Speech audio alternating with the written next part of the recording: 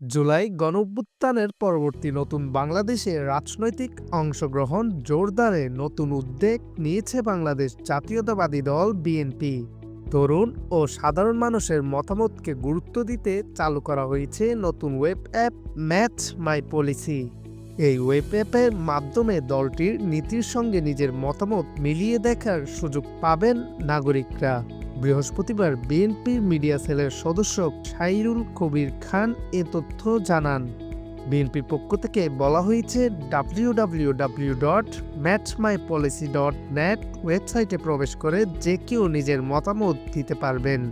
দলটি মনে করছে এটি কেবল প্রযুক্তিগত উদ্যোগ নয়, বরং পলিসিভিত্তিক রাজনীতি ও অংশগ্রহণমূলক গণতন্ত্র গড়ে তোলার পথে একটি নতুন সূচনা।